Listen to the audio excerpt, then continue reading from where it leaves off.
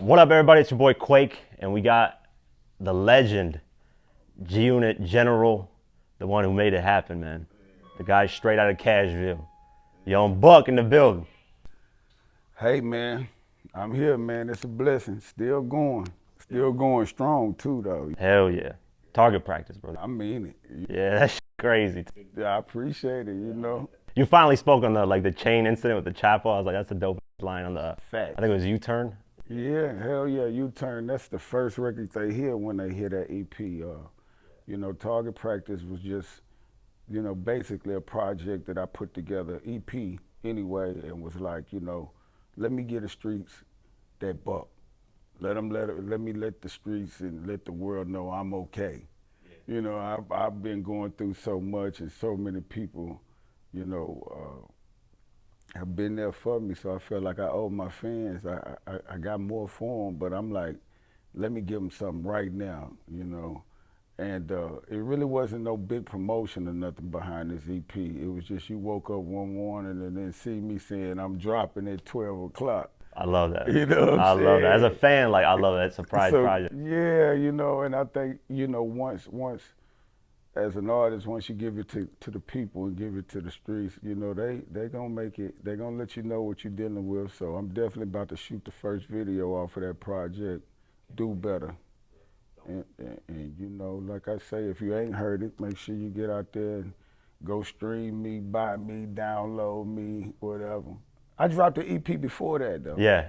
I forget what the project title name was, but it was in March. The Renovations. Yeah, in March. Yeah. Yeah.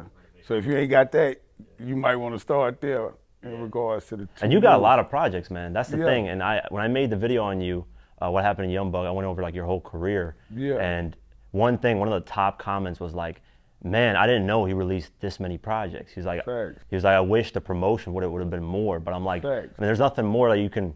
It's a lot to do because it's a lot of music that's coming out. But people are like, damn, I'm gonna go check this shit out. And I was like, yeah, man, he's got records that I was telling you about my campaign. That's one of my. And I was shocked to even hear you speaking on records like that. Those are records like really back in the day. So definitely appreciate you being a fan, because for you to even kind of say, name certain records as an artist, I'm like, damn, I forgot about that record.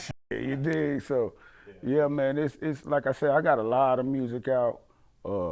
I think a lot of the things that I've been through and going through in life has played a part in regards to people actually really paying close attention and realizing I've been him. I'm big him. You dig? So it's like now I'm in a place where it's like, ain't no sense of talking about it. Let me just show you. You know what I mean? So, you can just expect a lot of new music, a lot of new movement. This is the first time I even sit in front of a camera doing an interview in a long time, man. You know what I'm saying? And nothing personal with no podcast. I'm definitely finna do a lot of podcasting and stuff like that. Actually, in the making of doing something with my own podcast situation as well. But yeah, man, it's just about. I think sometimes people grow their own light out of some of the things that you may go through or how it's being delivered to them through social media. And it all kind of comes back to like opinions and shit like that. But I realized in the beginning, man, I was trying to fight public opinion. Can't win, man. Once I realized I'm never gonna win, it kind of put me in a place now where I started finding peace. You know what I'm saying? Because when you go through some of the things I've been through, things like that in regards to this music and this game and just life in itself, it'll put you in a place where, you can make some really bad decisions. You know what I'm saying? And I've been in that place. You know what I mean? Where it's like, you know what? You gonna keep playing with me. You know what I'm saying? You know what type of individual I am. You know what I mean? But oh, y'all really believe this? So when you ain't really used to having to go through some of the stuff I done had to encounter and deal with, I had to make that decision. You know what I'm saying? Either I'm gonna get better, or stay better, become more bitter, or I'm gonna have to get better. You know what I'm saying? So I choose better. So you know what I mean. That's like one of my favorite records on Target Practice is a record called Do Better.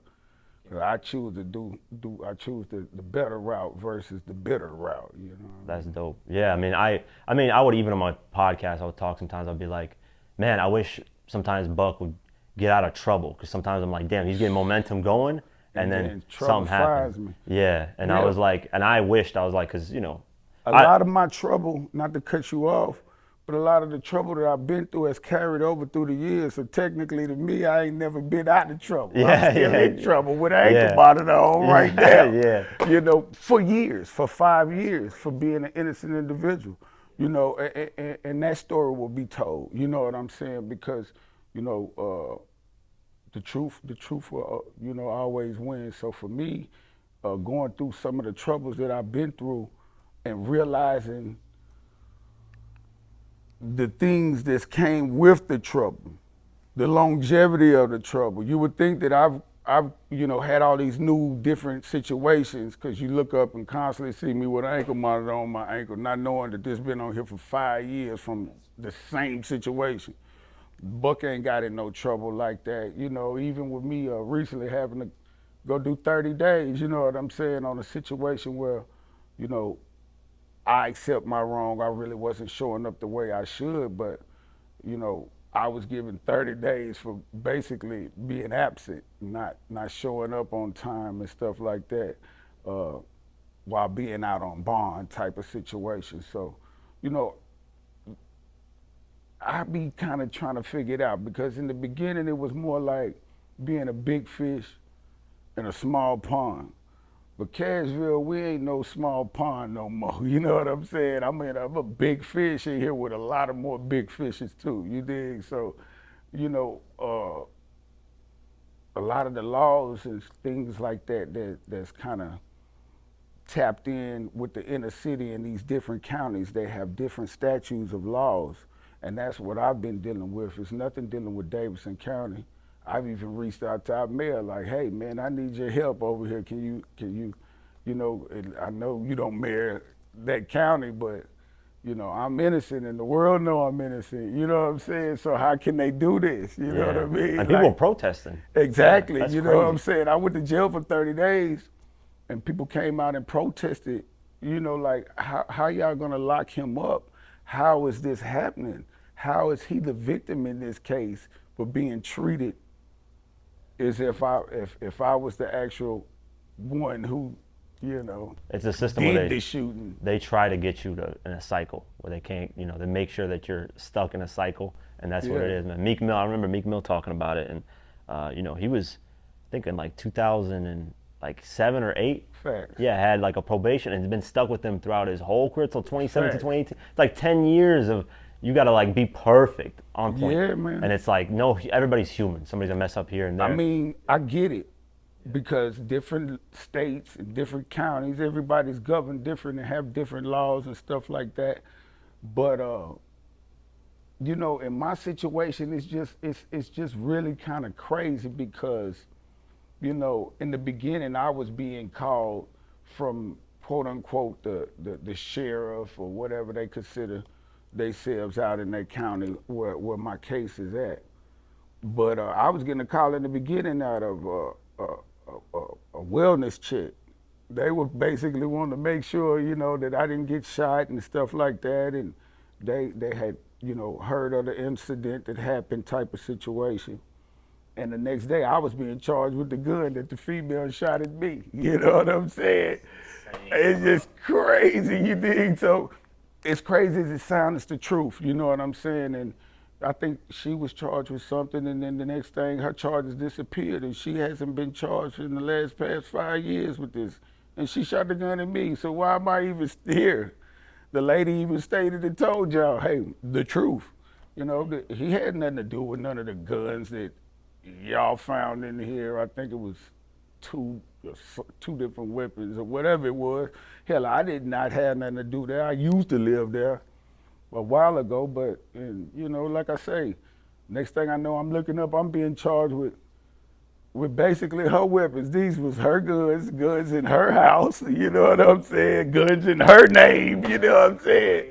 So it just it even house is in her name. I'm over at her house, so it's like, man, they found marijuana in that house, man, maybe 3 to 6 months after they charged me with the guns and indicted me for an ounce of marijuana.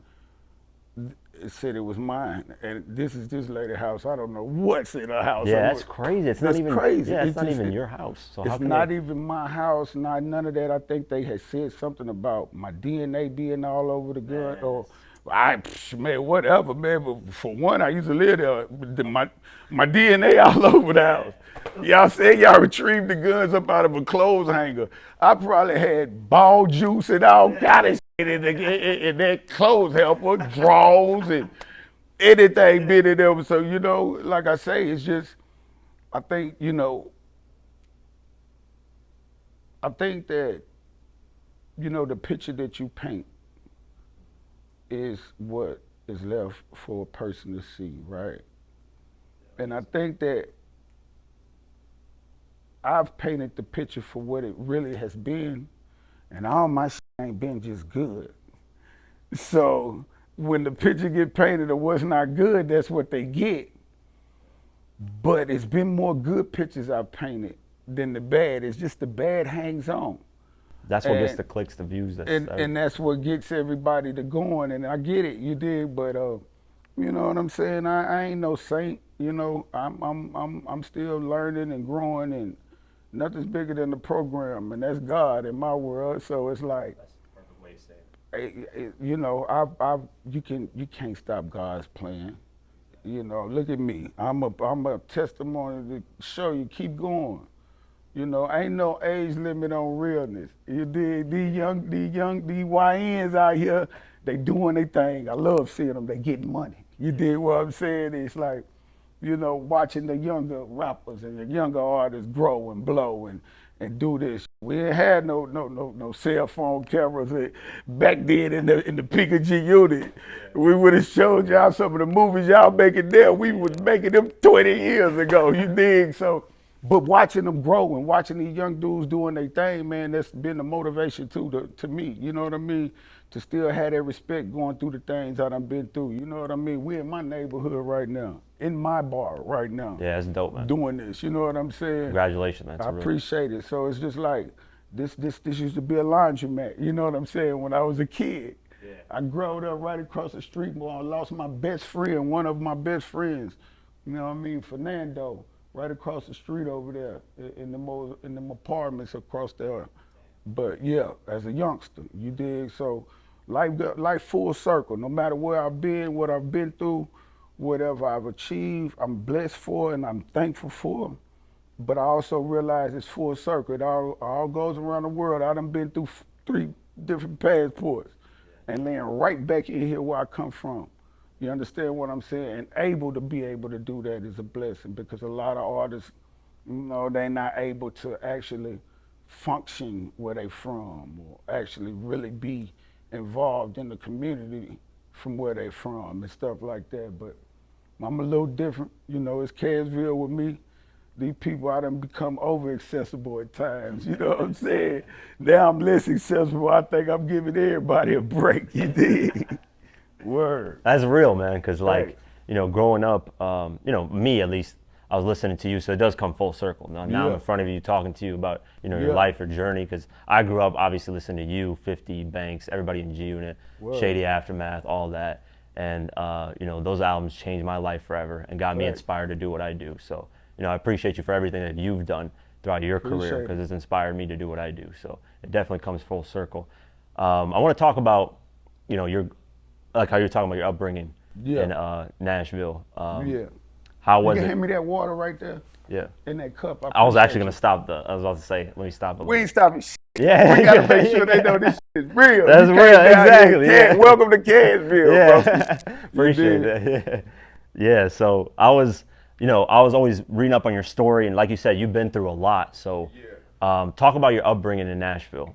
I mean, I come from the low income homes, moms, doing the best that she can. Didn't know who my father was growing up and shit like that. You dig? So I became a product of my environment. So I really was out here in these streets doing what I had to do to kind of survive. You know, I come from no lights, no water. You gotta go steal the people water next door. You did candles. You got candles in every room. So if the lights go out, we know the routine. It's so cold. We got the stove open. You did. See, I come from that upbringing where it wasn't, you know, we had the peanut butter off a spoon. You understand? You know, but my mom's was a working woman who was doing the best she could. You know, she just had, you know, me and my sister and custody of her sister kids, which is basically my brothers and sisters. So my house was a full house growing up, you know what I'm saying?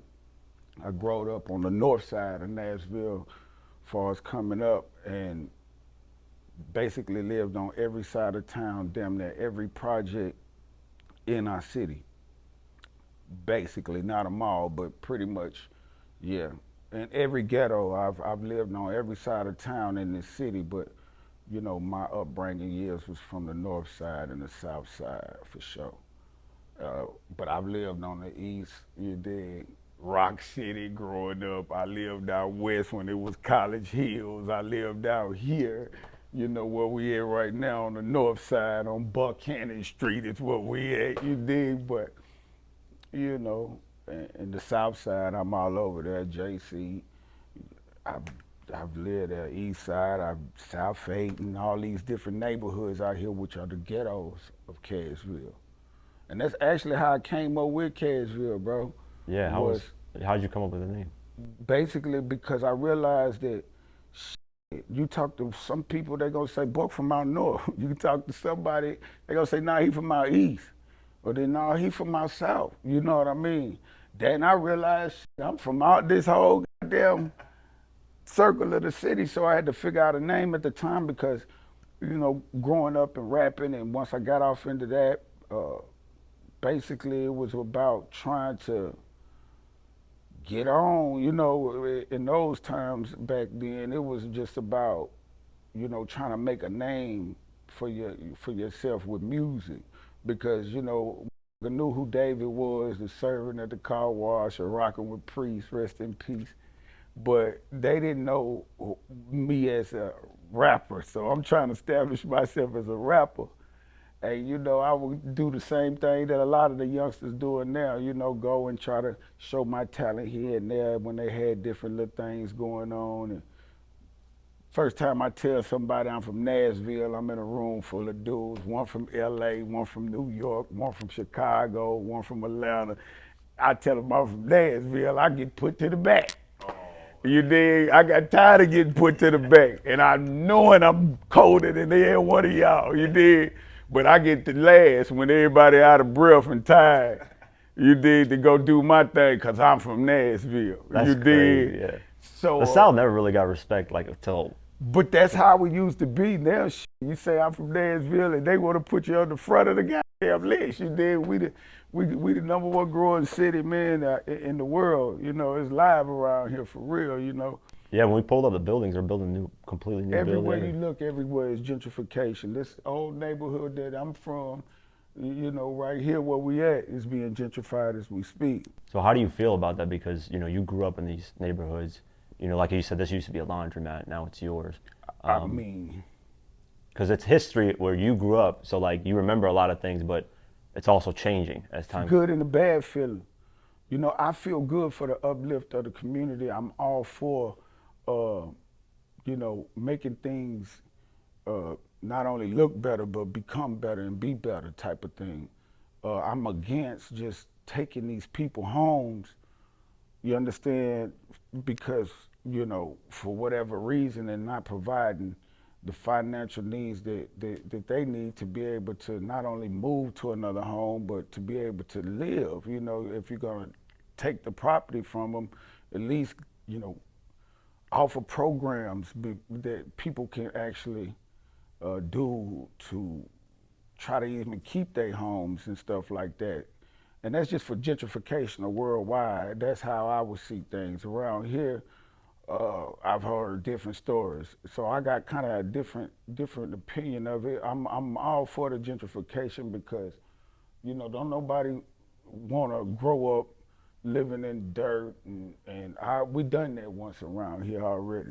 So now let us see what it feel like to live, in these quote unquote neighborhoods that used to be considered, you know, ghetto neighborhoods that's now been converted into these $1 million homes. Give us a chance to be able to move in one. Exactly. Y'all don't just build over here and come take us in. Don't we want to live in there too. Y'all done made our neighborhood look like this, but show us how we can get in here. Don't just send us and make another ghetto somewhere else and throw us there. Because it's a repeating cycle, help change the mind frame. You'd be surprised what given an opportunity could do for a person. That's And shout out to you for that. yeah. That guy that was what's the guy? I think he was homeless or something that you were like Mhm. helping out. Butch, I'm Butch, still yeah. working. If you was here a little bit later on, he'll be out here. I'm doing a big bike club. Shout out to the lowriders. They do the 48th annual bike annual right here at my spot tonight. So this whole gonna be crazy with the bikes. They one of the first, if not one of the oldest, what I'm saying, bike clubs out here in Cassville. So yeah, they showed me love and wanting to do their annual here both nights, tonight and tomorrow. So it's gonna it should give us something to do in the community, something positive. A bunch of bikers getting together from all over the world come out here and ride and congregate, different bike clubs with no bull. You know what I'm saying? That's Cassville. That's what this is. Like I was saying, them 4 sides and living on the all east side, I came up with Cassville. Because I had to let them know, hold on, y'all, when I say Danville, y'all think what y'all think is a bunch of cowboys and we got that too, but at the same time, this the streets for real, you feel me? We might be a little heavier than y'all, you know what I mean? But it's respect. It ain't no disrespect involved in it, and it ain't about who's the heaviest. But we always been that my city, so I had to come up with something. You know what I'm saying? And Cassville was what I came up with, and we got these youngsters out here that's from my way, that's carrying the torch. A lot of them is making a lot of music. I can't get the name of them all, but if you just tap in and listen to some of this Cassville music, man, I would tell the world to tap in ASAP because we're establishing our sound. We like a mixture of everything around here. That's what kind of makes Young Buck. But I'm just one that done made out of bubble. I done popped that bubble now. It's going crazy. They got that bag out here where I'm from. You dig? Yeah. No, you broke that curse that was going on for a fat minute, man. That was crazy. Yeah. Growing up, you're like you actually hinted at this a little bit. You're pumping gas, doing like little side hustles, cutting grass at 9, Facts. stuff like that. Facts. Then breaking the Nashville curse, stopping the non-country acts. Like every country act was blowing up, but nobody like in hip hop was really doing anything that big at that time. And what's crazy is Taylor Swift. That's an insane story. That I think it was on Vibe magazine. Yeah. Yeah, she was like, her and her boyfriend when she was like 15, 16, would drive past her house looking at all the cars. Hey, man. Yeah, that's crazy. Hey, I'm trying to ride, Taylor, I'm still trying to ride by your house and look at all your cars now. I need to know which I don't know the road. You gotta let your security know and the snipers and everybody know, man. Shout out to Taylor, but she's a dope woman, man, and I've grown and learned a lot of her music by just my daughters. You know what I'm saying? I got 4 girls and 2 boys. You dig? So it's like my daughters, they be on to a lot of everything. So I love that about my kids is that they're not one genre, type of. Oh, I'll just listen to R&B. No, I'll come in, Daddy put this on. Who is that? That's Taylor. Oh, okay. Yeah. Then I'm in the club, they playing it. So I'm like, oh, where I been at? You feel me? But yeah, man, Taylor, She said, I think Shorty Wanna Ride With Me was one of her favorite records and stuff like that. And recently I just seen the artist, I think her name is Saweetie. Yeah. She's just did something with the Shorty Wanna Ride. She just, yeah, man, I just seen it on the ground. We gotta go check it out. She jamming too. I think the record was called Both of Them. Yeah. Yeah, I need, hey, tap in. I need to get that remix. Here I go. You did. But yeah, I like it though. I think I jumped under the comments or something. But, I love and appreciate when artists, come grab different records that you've created and been a part of and put their twist on it in this generation. It just shows the talent in them and them understanding the history of the music too that resonated with them at that moment to make them want to even come back and up You with a you got a record. You you got a did. big impact, man. I think because Yeah, you're you, so you don't really, you yeah, don't really understand that, like, because you're just you. You're living your yeah, life, you know. But yeah. man, there's a huge impact, especially with Taylor. I mean, Taylor's the biggest. In Like, the come on, world, yeah, hell yeah. she's the big. I think she's the biggest artist between her, Drake, and Beyonce, maybe. Yeah, I mean that's just a blessing to even be able to touch somebody who's that talented and that big of a star and stuff like that. I mean, look at Jelly Roll. You know, uh, coming up, Jelly Roll was out here really in the rap scene. You did really in the movement of the streets. You know what I'm saying, and really, understanding from both worlds. You know what I'm saying, because he was one that was really running through the ghettos and stuff like that, and then able to run out there in the suburbs and shit like that. So he kind of come from, I would say, where he from in Antioch. I can't say it's the suburbs by far.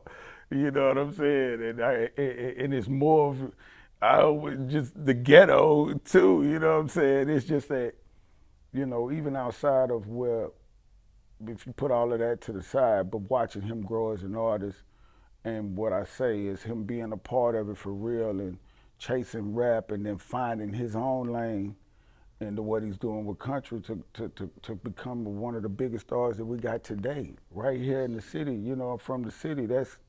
I mean, he got one of the biggest clubs, nicest clubs on Broadway. You know how much the rent is? No. I'm just saying, like, he out here balling. You dig what I'm saying? And just to see the growth in him and all the stuff that he's doing in regards of giving back too is a glow. And for me, it's motivation, because I've had the time of being, that individual from a rap side of things that, has blowed and made it, to that quote unquote worldwide level and, played out in these sold out venues, but none of my career would have happened from being exposed to the world the way I was exposed if it wasn't for G Unit. So, uh, I'm grateful for that. You know what I mean? I salute 50 for even that opportunity of giving me the opportunity to be able to produce like I have and continue to. You dig? So, uh, we had a hell of a run. I hate things ended the way that they ended, the way As how they ended. You know bro, what as I a mean? fan, I my dream is, and I think this is gonna happen at least. But it is what it is. You Yeah, dig? I But think I don't agree with. Of course, you know what I'm saying. Like you ain't. I mean, a real motherfucker. A motherfucker. I don't know what they might say or do, but me personally, I had a real genuine brotherly love that was there. You know what I'm saying? Especially for me. You know what I mean? I can't speak for nobody else. You did, but you know, for you me, got real brotherly love. You thinking it lasts forever. You know what I'm saying? You don't see no ending in that shit. We're gonna work through whatever it is. I got your back to the death. You know what I'm saying? That's how I applied my, still applied that same way, and shit changed. It's just that, you know, we just not together no more. We don't rock like that. You know what I mean? From a friendship, music, business, it's not there. I haven't heard from. I've reached out to Banks and stuff like that, and I think Banks just been kind of focused on doing whatever he doing with his life. Yayo doing whatever he doing with his life. 50 doing whatever he doing with his life, and it is what it is. You know what I'm saying? But I went down that road of trying to get us back together and getting back together and all of that shit. And, you know, it didn't go the way it's playing, and that's okay. You know what I'm saying? Now catch me if you can, though. You did, cause I'm gone on. You did, and music has always been my strong point with the crew. You know what I'm saying? You know, I've always loved the music more than the money. It might sound crazy to some of y'all, but that's the truth because I wasn't making no motherfucking money from music in the beginning. I fell in love with just the music, and that's what I maintained my love for. I mean, the money come with the music. I've always been focused on becoming better and just, you know, making the best possible music that I can, and you know, that's been my focus in it. So when it comes to the music, it's like, you know, I'm working constantly, you know, it's my life. And of course, that's what provides, you know, to feed the babies with, you did. But at the same time, I love it so much. If they took the money away from this, yeah, I still got to do it because I love it. You That's did. dope. Yeah. Facts. Yeah, that's dope. Hey. Speaking of music, I mean, you got long history with Cash Money at one point. You talked about I was blessed to run into Scarface as a child, and he told me if you don't have your home behind you, You you ain't got got nothing. nothing. Believe that. So when I left New Orleans, I had this mentality that I was going to get my city behind what I do. That's true. That's facts. What was it like? Scarface, a legend. What was it like running into Scarface? I mean, at a young age, it just seeing his face, man, it's like seeing. To me, that's like our rap god of the South. You know what I mean? That's who I give my undivided attention to every one thing he say. You know what I'm saying? Especially when he on the mic, but off the mic, he just as real as he is on that motherfucker. So you can listen to every word that come out his mouth. And see, just meeting him at a young age and seeing and knowing that, you know, who he is and who I've listened to in this music and brought up on it and things like that, it matched. He's the same one. I ran into a lot of artists I came up with listening to, and then when I meet them, it's like the totally different. You know what I mean? Like, damn, homie, like, damn. You know what I'm saying? Like, I thought, I ain't think you, you know what I mean? You know, but I've met a few that's been exactly who they are, and Faces being one of them for sure. So, you know, like he just told me, I was at that time I meeting him. I forget how old I was. Hell, I was in my teens, man, and I was just trying to make it in the music. So I was out, you know, pushing a line with a crew of dudes back then called Totally Independent Productions, TIP, which they was real heavy dudes that was behind what we had going on, and they had me in, you know, upper echelons rooms with some of the biggest back then, you know what I mean? So coming across Face, you know, it's like, man, I'm in front of him, and I ain't really know what to say, but just be like, man, what I need to do to get on like you, man. I'm doing my thing with the music. He said, youngster, I'm gonna tell you, man, like, you know, if you ain't got your city behind you, you ain't got nothing. Focus and go get your city behind you first.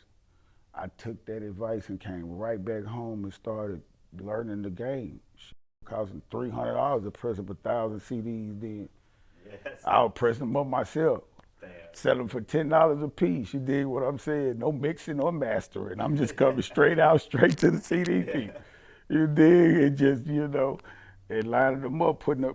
I had a cricket phone back then. You dig? Put my number on the phone on the CD. You know, just in case somebody heard something they like and want to buy another one.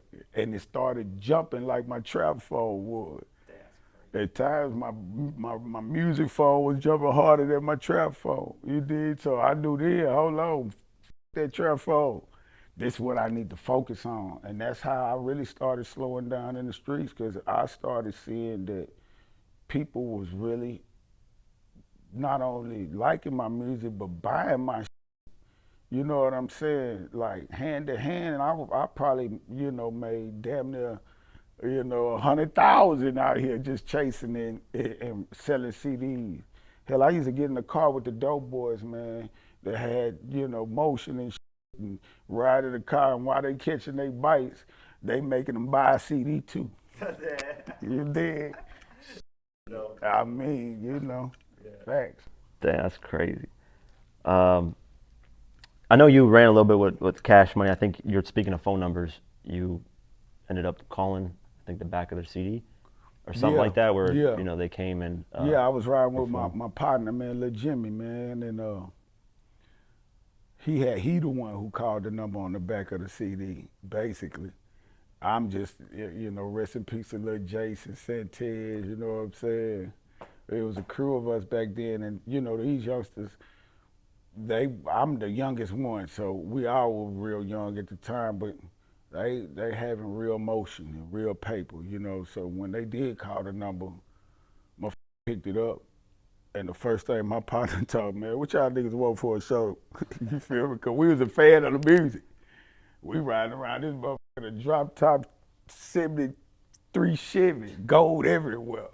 You understand what I'm saying? White goods with that slap, you did. We just ride around getting to it in our world. We fans of what we hear. And my partner called these niggas, the nigga picked up. It was Baby that picked up too. I asked them what they wanted for a show, and I forget exactly how much it was. I just know a week later, my partner told me, man, let's go. We gotta go pick them niggas up. Man. We finna go pick the hot boys up from the airport. I said, man, what? This that Bondi out here for real. He did. He didn't really know nothing about no venue. Shout out to McQuitty City, but that was like a spot back then, you know what I'm saying? Heavy spot, real monumental spots in Caresville, but we didn't have no promotion or nothing. Brought him down here, man. Nobody at the damn show. He just really wanted to meet him more than anything. And when they seen how we was moving and getting down, you know what I'm saying? Baby did, they formed a bond. Him and Lil Jimmy and they formed a bond because he seen that we was, young and really, really having paper and really getting to the bag in a real way. And they was on their rise, you know what I'm saying? So he formed that bond. Next thing I know, I'm in the studio one day and Lil Jimmy telling me to rap for Baby. I rap for Baby called Lil Wayne in there. Lil Wayne come to the game. That's when Lil Wayne had the little fro then. He was Baby Wayne. He ain't cuss or nothing, but he'll light your ass up on that mic. You did with no cuss words. This young cold. To this day, Wayne a mother. I watched Wayne grow, man, into the lyrical beast he is, bro. But I cut for that same cloth. You know what I mean? Spent a lot of time running around each other and shit like that. And I watched him put in real work like myself and go through the things he been through and still doing this shit. But yeah, I definitely come from being around them dudes, you know what I mean, and thought my career was gonna happen with them. And it didn't, you know what I'm saying? I ended up running in the G Unit, getting my opportunity from them. Here we go. Yeah, G Unit's the story. And when I did the Get Rich or Die Trying documentary, I talked to Sean Blaze, who produced Bloodhound. Yeah, Bloodhound. Yeah, he told me some interesting stories. He was like, you were kind of like on the fence a little bit about if you should sign, and I think he called. I don't know if he called you or he said somebody talked to you about it, or I don't know who he talked to. Shaw Money. Shaw Money. Yeah, It was and Shaw, for they're sure. trying to convince like you to be like, okay, I want to completely be with G Unit, instead of. I didn't know really what the real business of what I was in front of was. Shaw was like you're on the fence, and then what? Like, how did the Bloodhound record eventually become 50s? Yeah, because I know it was Juvenile. You were on tour with Juvenile, running around with the bus. You guys ended up in New York, and they said it was like 2 weeks after 9/11, or something like Bro, recent. you know a lot of shit, bro. Appreciate it. At least you know the truth, though. Yeah, You did. yeah. Facts. Hey, but I was in a place of when the opportunity was coming, it was like, you know, what do I do?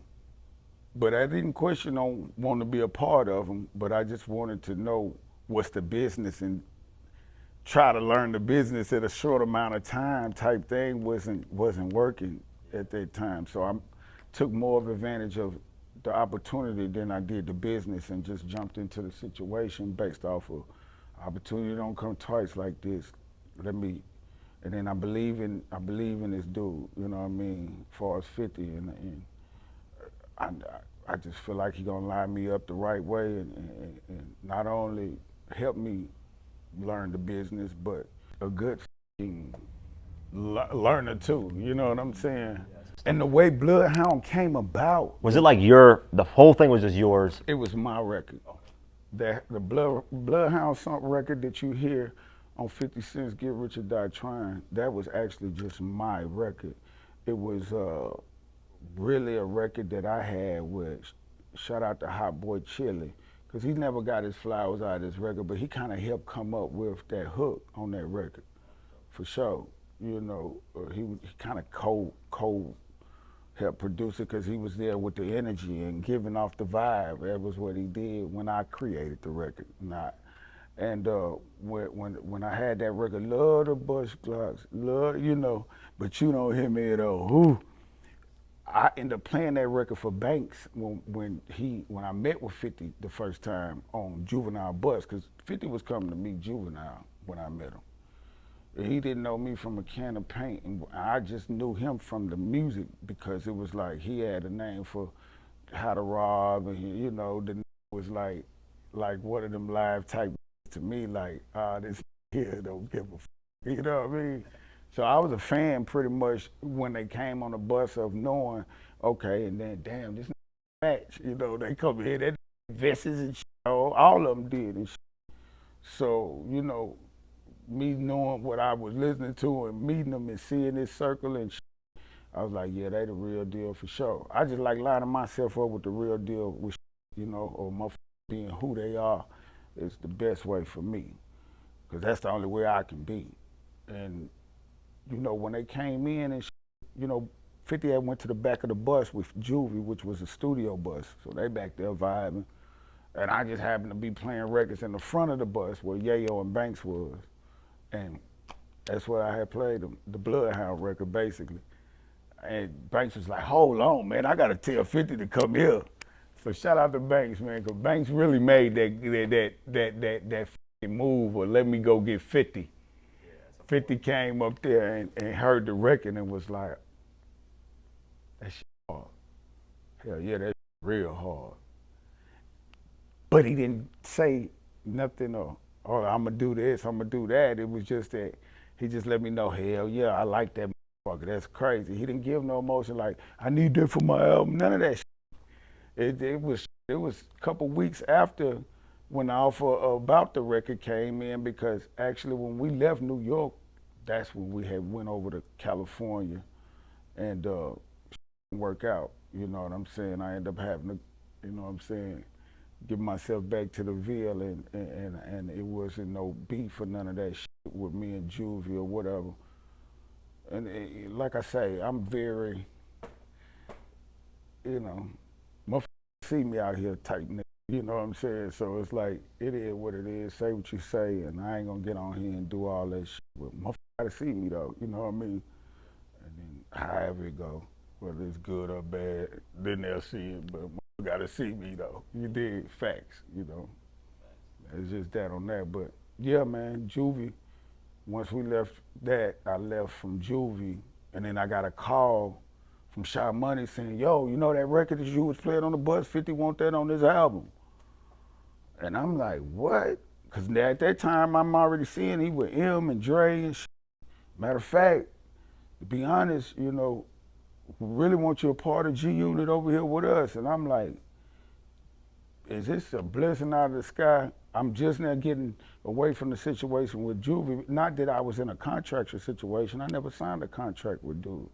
I've always was just out there pushing the line from the friendship that we had and pushing an independent push for what he established with UTP Records. But I was never contractually bound to nothing. And a lot of it was on my own dollar. Of course, he did what he did with the crew, but I did a lot of, you know, my own pen and bringing the paper to the table. You did, even on the push with UTP, period. You know, me and my circle of individuals and shit like that kind of always held our own, but it was a push for me.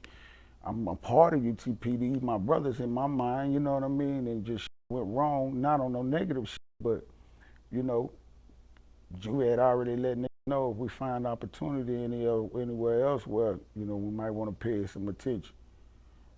And I respect the hell out of that, because it wasn't like he was trying to lead them up on. He was like, man, I'm going through my own thing, and it was respectable. So opportunity came, I'm like, man, I'm free as a bird, man. It's like, man, let's do it then. I'm like, let's do it. And maybe 2, 3 days later, man, I was in LA, man, in a booth, writing the first record I ever recorded was the G'd Up record. I walked in the goddamn booth, man, you know, on the goddamn G Unit Beg for Mercy album. Hey, man, get in there, you got a verse? Hell yeah. Damn. My papa never bothered to show me what it was to be a man. Man, listen, man, I look up and then the music stopped, my motherfucker said, hey, say that this way. I look up, it's Dre leaning over the goddamn board, Dr. Dre. Man, my heart was beating so goddamn fast in there, man. Jesus, Lord, I done made it. I'm right here in front of the doc himself. What? To this day, man, Dre, shout out to Dre, shout out to M. You know, all I can say is, man, you know, of course I miss being amongst in the circle and shit like that around them, but at the same time, them dudes was always great, still great, gonna always be great. You know, two of my favorites individuals and shit like that. And it is what it is, man. We're gonna keep this thing rolling, though. You dig what I'm saying? Yeah, I respect that. Yeah. That's dope, man. Damn, I didn't know that about G'd Up because I always wanted to do the 20th anniversary for Beg Man, for a lot of Mercy. people don't even know Eminem mixed Bloodhound. Oh yeah. I think I learned that. Yeah, You Gersh, learned that's that? right. Yeah, that's crazy. Bro. Eminem is a fucking genius in real life. He'll you turn know it into like a movie. The record. Like, yeah, he's something different though. He just, you know, some people so talented, man, to the point where it's just like unreal.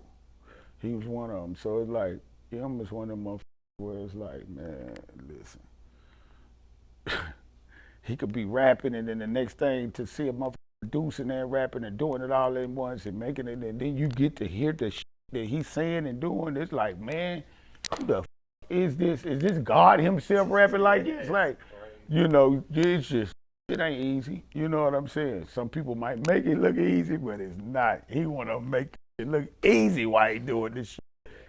So yeah, I always give M and Dre they props, you know what I mean? But M mixed that record, man. That was the first time that kind of, they was like, yo, man, before I had actually got out there with him, I had got him the Bloodhound record.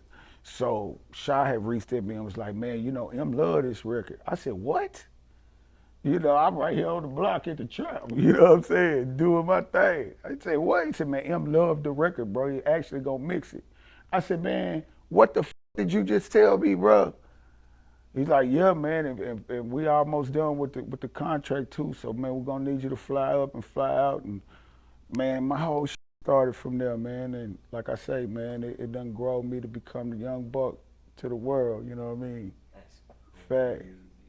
and like, how old were you at this time? You remember? Man, 2003.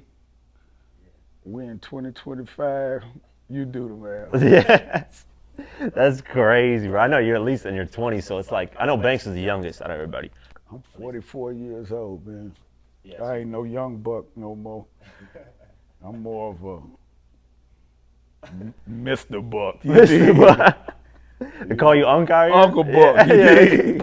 Always. And they even starting to call me Uncle. I'm only 30. I'm like, damn, man. Nah, man. But man, I feel like I'm getting younger and younger with this shit. It's the whole thing. Like, you know, I know a lot of people be like, man, you know, you hear some of the youngsters, they don't know who you are. It is what it is. You can't, you before their time. But at the same time, they be like, man, you cold. I ain't know this and know that. And I be like, yeah, I told you, you little young whippersnapper.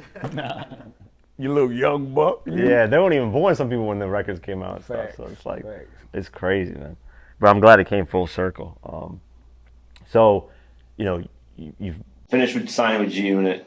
Get Rich or Die Trying comes out. Mind you, this thing sells astronomical like levels of you know. So what do you is cross your mind? You're like, damn, this is crazy that I'm on a label that's like doing.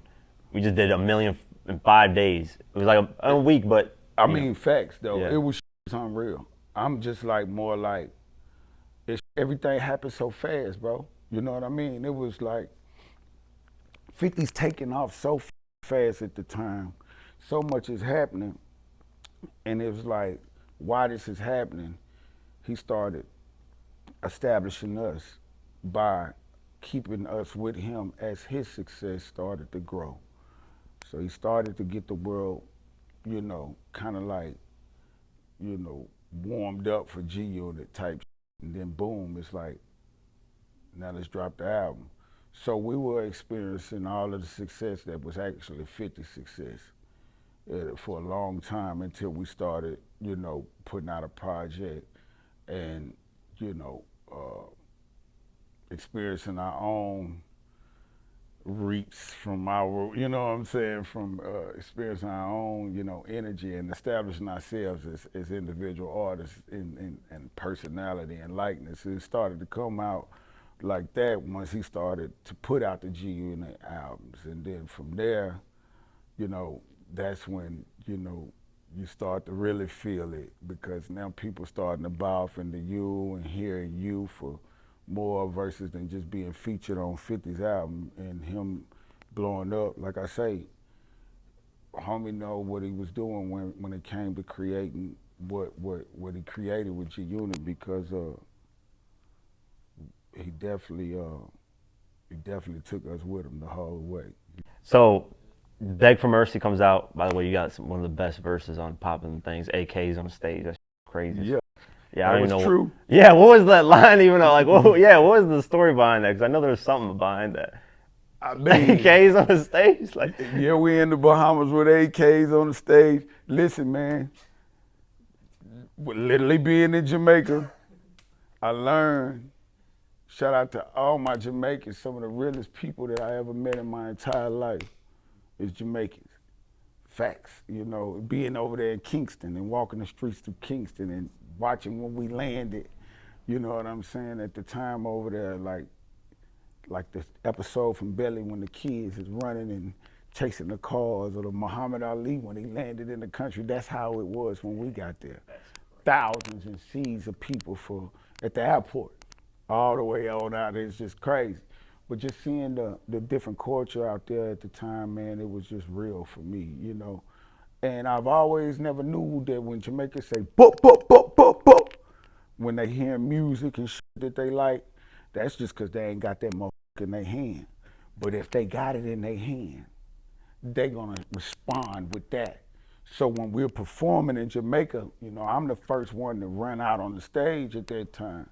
Vacate your home, I come to break your bones, America's nightmare, we at it again. A Desert Eagle and a Black Mac 10, they'll never know what happened when we come through. Don't want none. You feel me? So it's like, I'm walking out doing my shit, and all I seen was AKs just go up and fire and Glocks and every gun you could think of, and all you could see was the flashes of the bullets from miles and miles, and I'm thinking, Lord, you gotta keep going. You know what I'm saying? That anybody, man, big salute to Jamaica, because anybody could have decided to say, you know what, we shooting here, but let's just turn that motherfucker this way. But that's just the culture, man. And like I say, they show their homage and their love out there, and that's the energy that I've gotten out there. Shout out to the Marleys. They always been 100 with me, all the brothers and shit. I'm known as Buck Marley in the streets out here. You might hear me. I got a lot of different nicknames. Buck Marley is one of them. yeah, I heard that. Yeah, I've heard that before. Facts. That's where that comes from. Okay, that's cool. Dope. So you start doing, when did you know that you're working on your debut album? Because I know Beg for Mercy was like, November, and then Straight Outta Cash was August. So November 2003 to August 2004. That's like 8 months or 9 months. So after the Beg for Mercy album came out, 50 started telling us to get our solo projects together. So basically in between that time was when I was preparing Straight Outta Cashville, and Lloyd Banks was doing Hunger for More. Word. So we kind of was creating our albums at the same time. yeah, you guys basically went back to back, because Yeah, you we dropped did. in Facts. June, you dropped in August. Facts. So that was, we was just like, Banks over here, I'm over here. We never separated studios. It was always in one. yeah, you guys were even doing promo tours like together. Exactly. So Yeah, which it is was dope. just like we was just more banks for your buck. You dig what I'm saying? We pushed that line, but we created those albums basically together. And man, that was classic work. You know what I'm Oh my saying? God, bro. Classic. That was that record Thou Shall, which Thou Shall, man, that's one of uh, my favorite ones. bro, that sample. Yeah. Dirty Swift was saying like he was You having. better kill us Yeah, all. that's It is crazy. crazy. Yeah, he was having trouble clearing that sample. He was trying to find like the original origin of it. He said, and it Yeah. was having like a bunch of issues trying I to give find. Shy Money his props too, man. 50 was running the out of Shy Money on like that. But he was basically over all the production and like that. So Shy played a big part in the production of Straight Outta Cashville and Buck the World because, we was getting CDs and back then. So Shy was responsible for having to get all these CDs together. I'm gonna give you this, I'm gonna give you this, and I was give me all the CDs that ain't got no name on it. Cause everybody going for the CDs and got them at the big name producers on it. I started saying, give me the ones that ain't got nobody name on it that we don't know. Just because I'm making music off the feel of the music, not who the producer is type That's dope. word. Yeah, that's dope. So I never heard you speak on this. So during the Straight Outta Cashville, because I did a documentary on the G-Unit chain situation. Yeah. And Spider Loke saw it, and he had his perspective. I put everybody's perspective. D-Tay, Spider Loke, who else spoke on it? JoJo. Yeah. Shout out to Yeah. JoJo. So Chicago JoJo, right? yeah. So Solid name. I had like all their perspectives. I was like, man, I can't find anything with Bucks speaking on it. I didn't hear nothing. I never spoke on it. Yeah, so I saw a Smack DVD where briefly spoke on it, but it was like nothing like information. So what? Can you speak on your side of what happened? Like how did I know with D-Tay, he ended up getting robbed outside of the club in Caprini Greens. Facts. And then after that, where did this change? They're saying a story like you're trying to go through Chicago and meet what's his name, Godfather. I ended up running into dude for sure. Yeah, so tell me your side of how things went. You basically got it in a nutshell. It's like it happened. People thought I got robbed for the chain. It wasn't me. It was D-Tay, the D-Tay dude, and he basically ran out there, pulled up in front of a spot, and he I guess was flashing the chain type thing, and they showed him, oh, all right, come on in, park right here. In front of some club, he got out, supposedly they walked behind him, shot at the ground and took it off his neck type. It's a story I was told, but once it happened, he came, brought this situation back to me. I was in a hotel in Chicago. I was so fucking mad, man. I just said, you know what, go on about your business, man, and I ended up, I think, sending him back to Nashville type.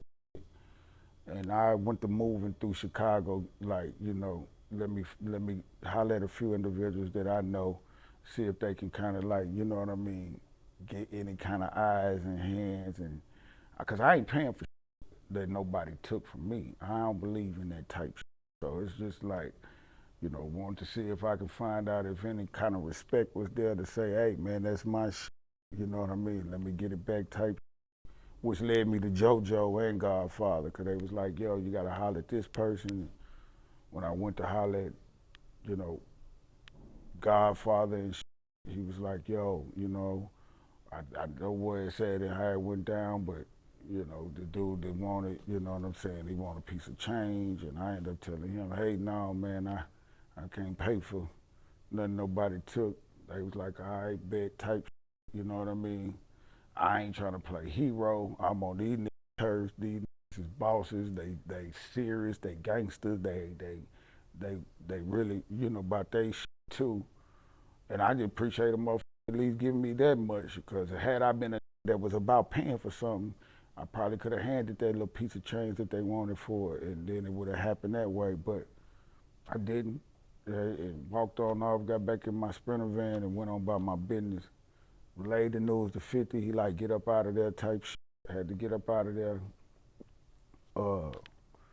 Once I got out of there, it was one of them situations where I was having to take the loss, because technically it was 50 shit and I had it on type. So, I was gonna wear the responsibility of it, whether I had to pay for the motherfucker or whether I had to, go through whatever. I had it, even though it was taken from a motherfucker.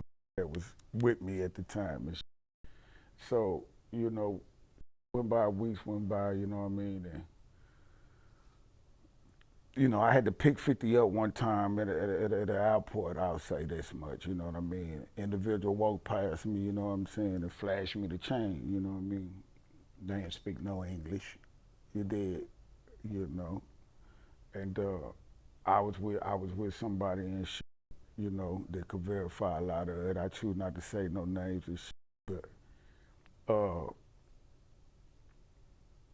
I'm at the same airport there to pick 50 up when they decide to say, here you go. You know what I mean? It was a couple weeks later, you know what I mean? And I go in the bathroom, my have a goddamn phone, you know what I'm saying? It was like, yo. And then my who had it didn't know English, but the person on the phone, they did, you know what I mean? They was like, man, we love you, you know, we love you. You know, the Mexicans love you. And I'm shocked because now I got this chain and 50 about to land, so I'm finna have to tell this man, you know, how I got this chain back type shit. So I'm asking, you know what I'm saying, what should I say? And we don't care what you say. You can say whatever you choose to say. I'm like, because I want to make sure that shit didn't happen to somebody and to get this chain back. And they was like, no, no, no. And then I'll never forget, you know, it just, you know, when how did you get it? Oh, it's simple. Just nothing comes to Chicago until the chain come back. And it came back so fast, you know what I'm saying? That is crazy. So when 50 landed, I basically walked up to 50 once he got in his bulletproof and jumped on the other side and was like, here, 50. He looked at me and said, what you do, man? That was his first words. What you do, man? I can't make this shit up. You know what I mean? Some of my shit be so real, motherfucker try to make my shit like it ain't true. I ain't got time to lie on nobody about nothing. Niggas know my get up. But yeah, nigga looked at me and said, man, what you do? I said, I ain't did nothing. He said, well, how did I say, man, listen, man, these folks brought this chain back, man, they on the phone, and 50 jumped on the phone, you know what I mean? And motherfucker, whoever he talked to or whatever it is, they just told him, you know what I'm saying?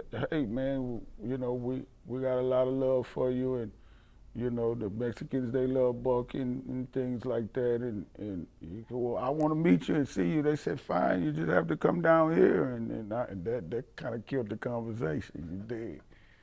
And like I say, I ain't no hard ass individual like that, but I give so much respect because I don't go for no disrespect. They just make it look good on this camera, man. But the motherfucker ain't like I say, I ain't trying to disrespect nobody, so I don't really go through a lot of that bullshit. But you know, I'm gonna protect it though. I'm gonna protect my life, you know what I mean, by any means cause, you know what I'm saying, and my children, my family, my loved ones. So, you know, that's how I get out. But that's the story. I never done spoke on this shit. That's the true story. You know what I mean? Shout out to my guy Nels, you know what I'm saying? But and somewhere down there, he may play the part somewhere in the middle of this. But that's how that chain came back. You know what I'm saying? That's crazy. Yeah, that's what I'm saying. I did my research, and I was like, man, Buck, I can't find nothing on what Buck is saying about this. Everybody's got their side. You got the biggest viralist goddamn moment it is right there, man. I'm about to cut this shit right there. Live on the first mentality. Yeah, I appreciate you, man. Damn, that's crazy, bro. That's like, damn. I also, this is another thing that I don't know if you were in the room when this happened, because Spider Loke said that when he was calling about the chain, Game was like on the phone and was like, FG unit, like I'm gonna charge him extra. He ain't bullshit. He ain't lying. Keep going, cause Yeah. that's true. So he was saying that you were hearing that in the room. Facts. You know what I'm saying? Because Spider was in the room with me when the shit happened. You know what I'm saying? I ain't got nothing negative to say about these men. These niggas really know how I get down. I'm upset and disappointed at a lot of their actions in regards to, you know, certain shit I may have encountered and had to deal with. But, you know, like, y'all niggas know ain't no play with me over here the way that they painted a lot of these pictures. And then, you know, Spider was a real one that was there. You know, Spider became a part of G Unit through me. You know what I'm saying? I took chains off my neck and watches off my wrist to put on him to make sure he got what he deserved and looked at how he needed to be and helped in so many ways. And in return, he ain't owe me nothing but some loyalty in this, you know what I'm saying? But I done that shit with so many different individuals. A few of them still rock around this 50 now. I'm like, you ain't never owed me nothing but some loyalty, and it's the same thing I gave you. Not to say that my situation is yours, but damn, you know what I'm saying? Man, I used to call you my damn cousin. He didn't want you around. Now all of a sudden y'all the closest thing possible. But I remember when homie man, don't bring them around me. When Game said that though, that was like 2000. That was literally August like 2004. So this is before Game's album even came out. Mm-hmm. This is like before, anybody even knew who Game was. He was in the videos a little bit here and there in the G Unit videos. Yeah, I think they was having little issues and before the actual. That's crazy. You know what I'm saying? I don't know exactly what or when and how a lot of him and 50 started because they had their own situations about however Game felt about and how 50 felt about. I just was G Unit with me at that time. It was just like however it is, just when I made this how I'm rocking and that's what it was. So Straight Outta Cashville drops. This is August 24th, 2004. The 20-year anniversary. I wanted to do the documentary. I was talking to Charlie P. I was like, man, I would love to do a documentary for the 20-year anniversary. But we can do it for the 25, whatever.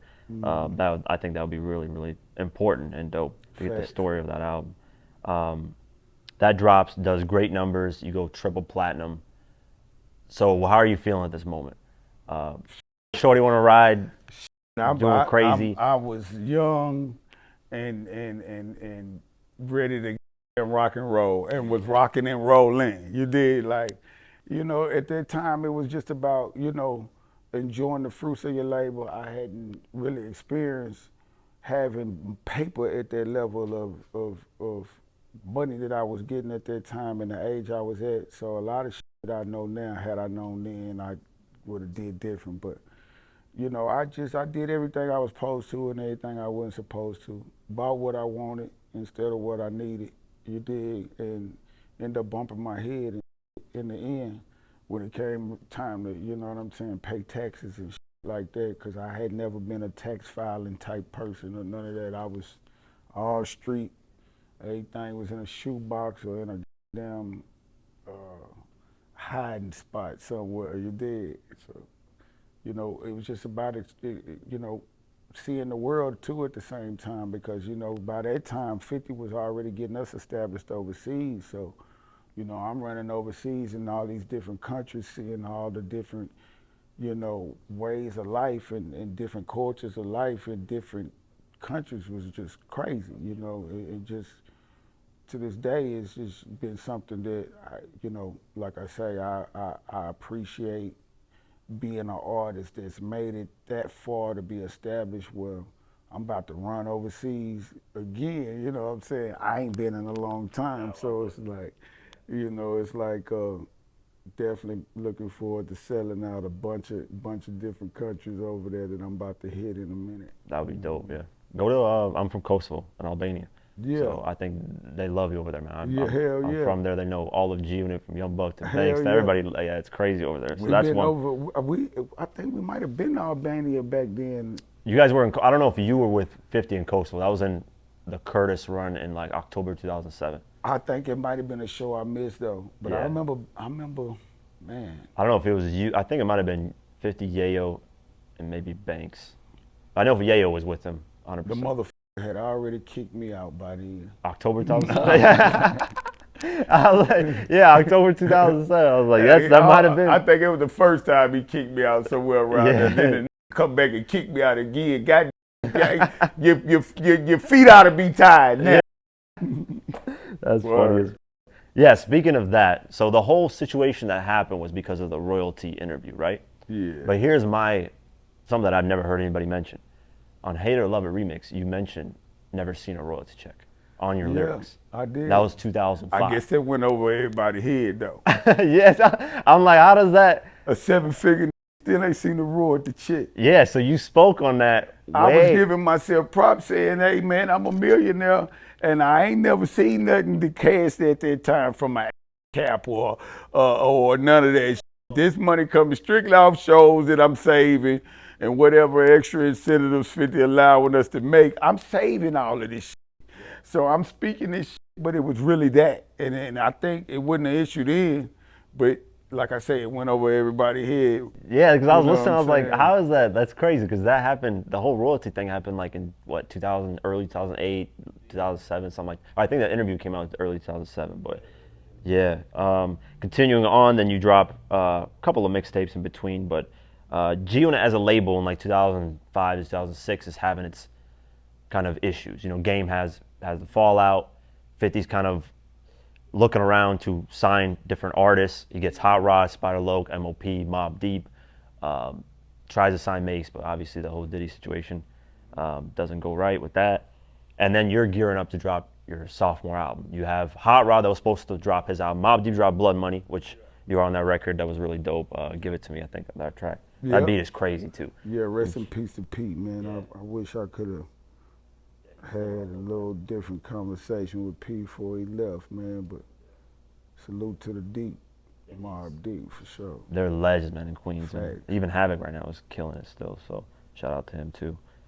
So yeah, they're doing that whole run. Mobb Deep drops Blood Money. Hot Rod's supposed to drop, but he doesn't have his record. Then Banks drops Rotten Apple, and then it's your turn. So I felt like the promo wasn't there because as a fan, I wasn't seeing you around as much as I was the first go around. Same with Banks.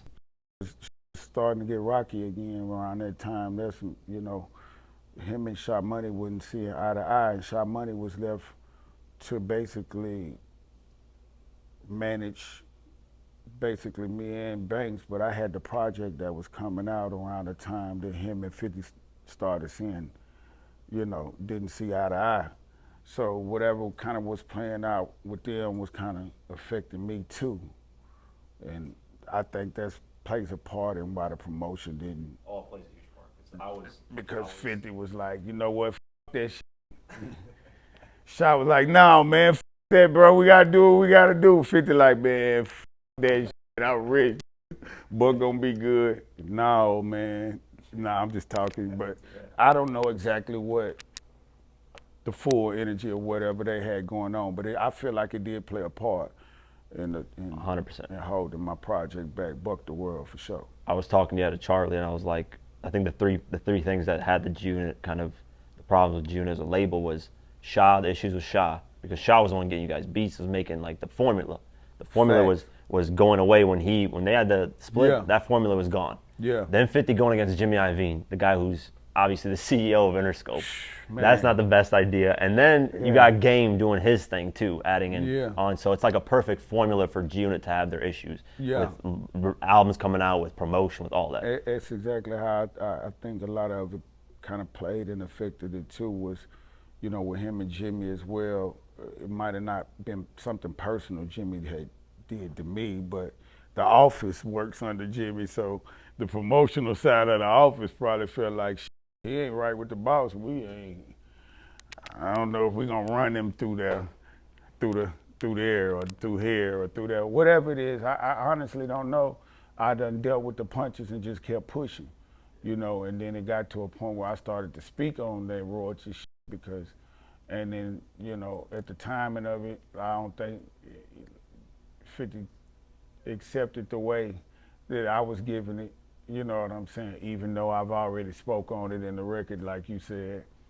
And, you know, I was kicked out the crew and like that. And it's a whole long story in between that. But, you know, like I say, it's 2025, man. You know, that's the history of G-Unit, and I get it. You know, it was a beautiful era. And who knows, you know what I'm saying? Maybe motherfucker could come around and probably do business enough to put together one of these big tours. I'm watching all these other crews and that had, you know, separation, animosity. They still get somewhere together to try to at least go get the bag type shit. But, you know, like I say, I'm sure the fans want to see a lot of that shit. You know what I'm saying? Hell, like, I'm not opposed to no business and shit like that and get to shit. But it take more than just me, in my opinion. And you know, some dudes may have that opinion but scared to voice it. You understand? They too tough to say, you know, or don't want to make themselves seem, you know, having to face some of the lies they done told, or whatever the case may be. You know, I just feel like, you know, me, it is what it is. You know what I'm saying? It's an era. I done moved on so much past that shit and got so much more to give to the world that it's just one of those things where,